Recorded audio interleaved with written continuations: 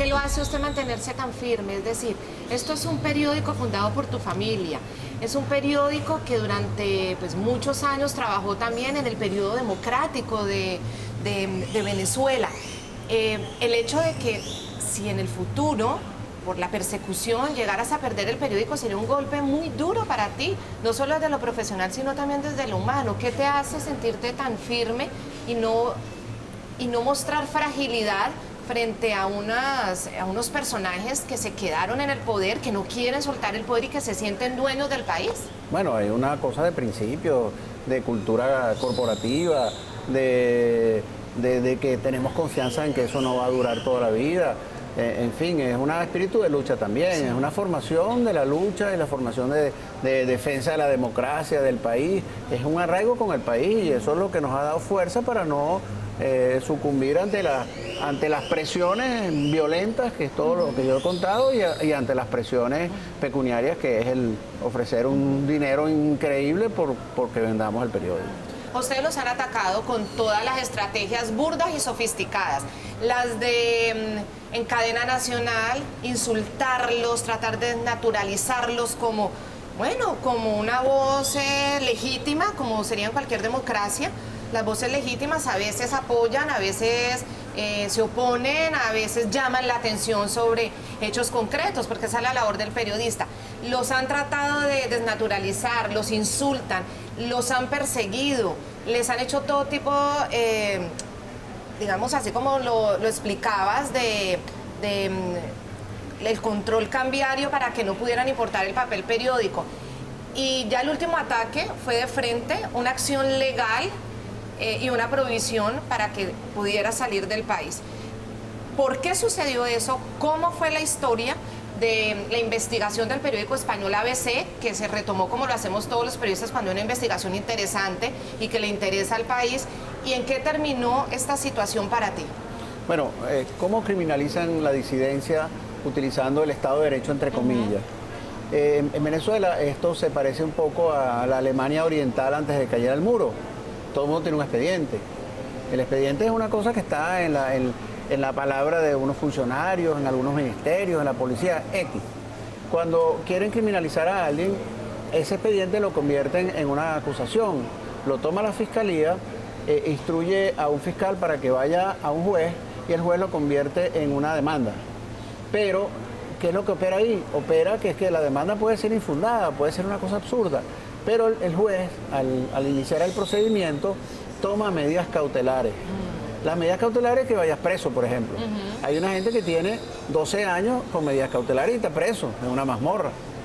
O sea, las medidas cautelares se vuelven eternas. Es la instrumentación de la arbitrariedad dictatorial, pero posmoderna. Ajá. No es como lo hacían los dictadores tradicionales que decían, mira, llévalo preso y punto. Y lo suelta cuando me dé la gana. Aquí no. Aquí es, ábrele un juicio que le ponga las medidas cautelares y lo suelta cuando yo le dé la orden al juez de que le levante las medidas cautelares. Es lo mismo, pero más sofisticado. Claro.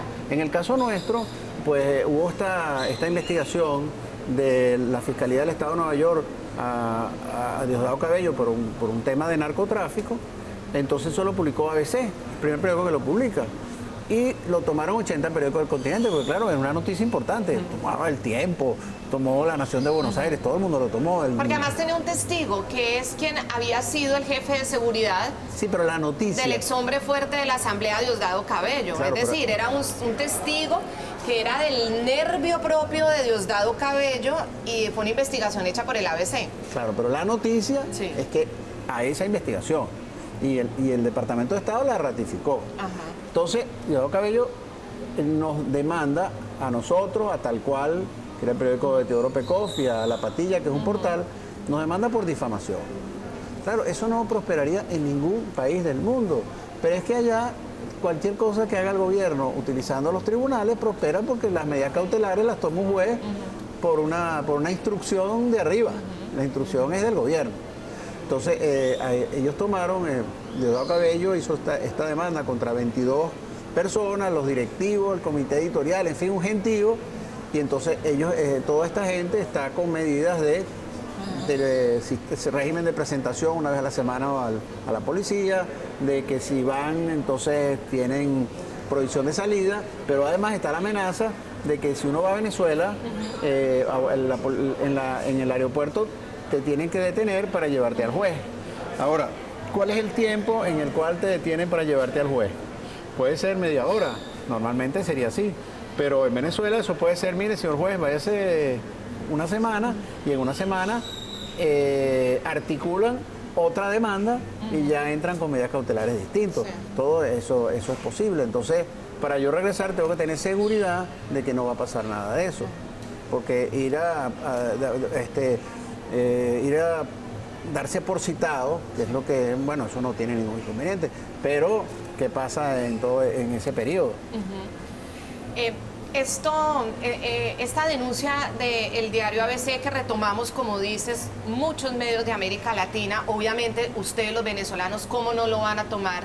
Sí, definitivamente, pues es un tema de altísimo interés para el venezolano, claro, porque implica directamente a un hombre como Diosdado Cabello, el presidente de la Asamblea. Exacto, era el presidente de la Asamblea en ese momento, y además que todos sabemos es un hombre fuerte dentro del gobierno y el régimen venezolano en una trama de narcotráfico delicadísima.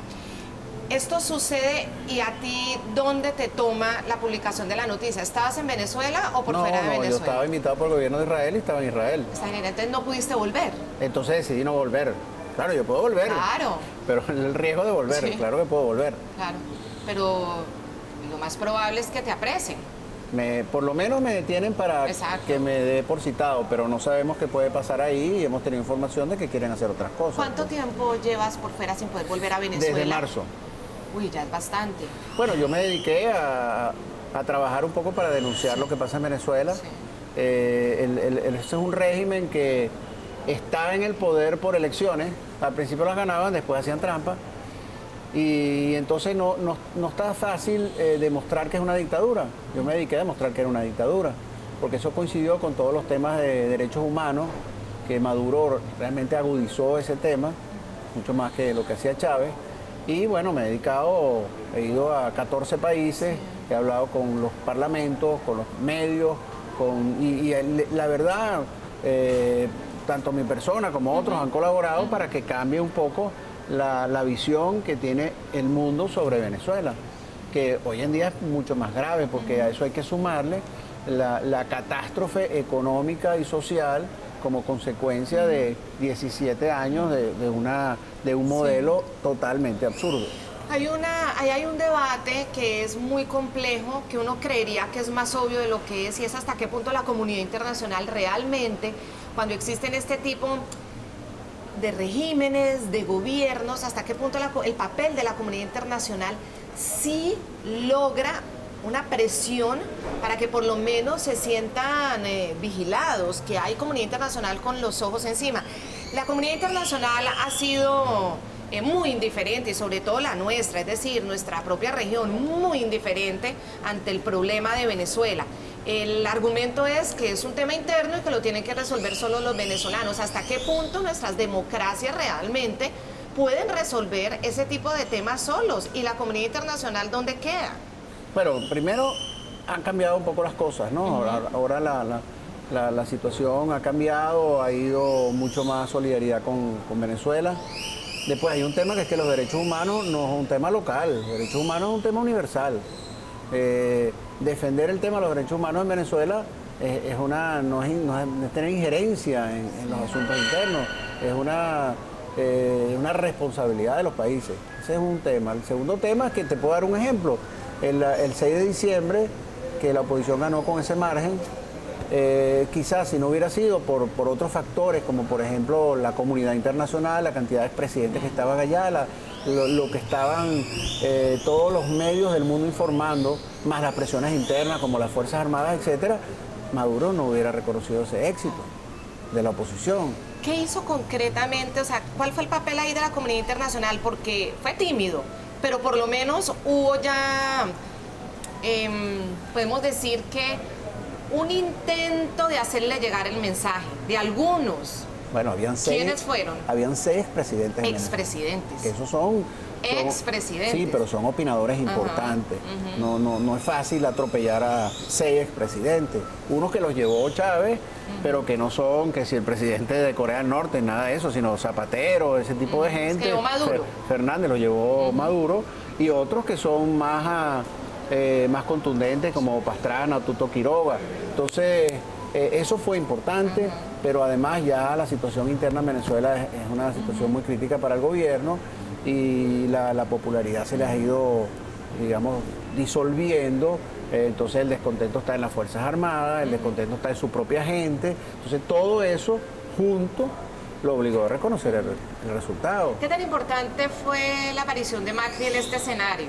Porque antes de las elecciones en Mercosur, en la reunión de Mercosur, por primera vez un presidente de Mercosur se atrevió a tocar el tema de los prisioneros políticos y el tema del respeto al resultado de las elecciones.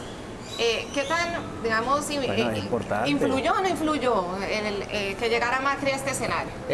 O sea, todo es un contexto, todo va sumando. Y en América Latina ha habido cambios importantes, porque el Macri es muy importante. El mismo conflicto político en Brasil los ha, digamos, neutralizado un poco en su apoyo a Venezuela. La misma Bachelet también ha cambiado un poco. Entonces, hay una tendencia a que las cosas sean distintas. ¿Hay una tendencia a dejar la indiferencia? Una tendencia contra la indiferencia, sí la hay. Y en todo caso, la parte internacional es muy importante, no pueden aislarse, y más ahora que tienen esa crisis económica.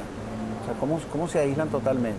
La comunidad internacional es importante, y los medios también, porque son todos los medios del mundo denunciando lo que pasa en Venezuela, con notas en primera página. Es una situación de denuncia muy, muy fuerte. Usted, Miguel Enrique, habla de esta crisis económica, y basados en esa crisis económica hemos escuchado por muchos años, muchos sectores, no solamente políticos, sino también analistas y periodistas: no da más, va a explotar, no da más, va a explotar, y sigue. Ahí siguen. Bueno, los países no quiebran. Exacto, lo siguen empeñando, la gente es la que sufre el problema. ¿Hasta qué punto aún sigue esa influencia de Venezuela con toda la crisis interna, pero afuera? Porque siguen generando votaciones. Lo vivimos hace menos de un año, la crisis en la frontera con Colombia, que en la OEA votaron y votó la gran mayoría a favor de que el tema no se tocara en la OEA. ¿Hasta qué punto, de todas maneras, esa influencia, y a pesar de la crisis petrolera, sigue siendo una influencia real? El petróleo de Venezuela en la región, en los países del Caribe, que ponen muchos votos a la hora de tomar decisiones en los organismos multilaterales. Bueno, sí, pero cada día menos, cada día menos. El tema del petróleo es un tema grave para Venezuela, porque todos esos subsidios petroleros que ellos han dado ya son menores, ya es más problemático ser utilizados. Inclusive con Cuba, que le regalan 100.000 barriles diarios, que antes era para financiar el socialismo, ahora es para financiar el regreso al capitalismo. No sé cómo lo explican ideológicamente, pero Cuba está en una especie de viva Obama, que ya cambia un poco la situación sobre Venezuela. También el caso el tema de Cuba es importante.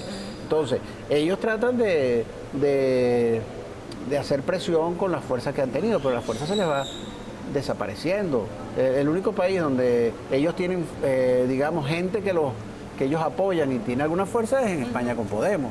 Pero todas las cosas que ellos han apoyado en el continente cada día son menos fuertes. El Foro de Sao Paulo cada día es menos fuerte, y todas esas, digamos, presencias ideológicas han ido reduciéndose. Petrocaribe en este momento, ¿cómo lo puedes describir tú? ¿Qué está pasando con Petrocaribe? Es decir, ¿hasta qué punto ese petróleo regalado? Obviamente Cuba son 100.000 barriles, pero hay otras islas del Caribe, sí, y otra cantidad de países que han vivido, o que por lo menos esperan su cuota petrolera subsidiada al año. ¿Cómo está eso? Se ha ido reduciendo. ¿Pero hasta qué punto? Bueno, es que también es la necesidad de Venezuela. Venezuela, cuando Chávez llegó, producía 3.300.000 barriles diarios. El plan que tenía el gobierno de Caldera, llegar a 7 millones de barriles. Esto redujeron a 2.800.000 por ineficiencia. y en estos momentos sigue cada día perdiendo más y más barriles de producción, porque además como PDVSA la convirtieron en la caja chica para todos los problemas de Venezuela, entonces no tiene dinero para comprar los insumos para seguir produciendo. Entonces se reduce la producción, el valor cada día es menor, producen mucho petróleo por debajo del costo de producción. Entonces regalar petróleo no está tan fácil. Entonces les han ido cortando sus suministros a todos estos países. Y los americanos que ahora exportan petróleo empiezan a ocupar el espacio. Entonces lo que hace un año con el tema de Colombia fue muy contundente, a lo mejor si vuelve a ocurrir ya no va a ser tan contundente, porque los americanos han ido tomando espacio entre toda esta geopolítica del petróleo. Es decir, que usted cree que en poco tiempo esa influencia tan clara que tenían en la OEA, incluso en la ONU, porque también recordemos, cuando se planteó por mandato de las mismas instituciones de la Organización de Naciones Unidas, ver el tema de los presos políticos, ver el tema de los derechos humanos, lograban la votación para que se hiciera en secreto o no se hiciera. ¿Eso les va a durar poco tiempo según tu previsión? El tema de los derechos humanos en la ONU no ha sido tan en secreto. Yo estuve en Ginebra, la Comisión de Derechos Humanos, y todos los testimonios, y Venezuela no pudo refutar todo aquello. Y en las Naciones Unidas, que Venezuela logró, bueno, porque le correspondía estar en el Consejo de Seguridad, como no le paga la cuota a las Naciones Unidas, si hay una votación, Venezuela no puede votar, está fuera de la votación. Entonces, todo esto les va quitando poder de una manera acelerada a nivel internacional. Ya regresamos con La Noche.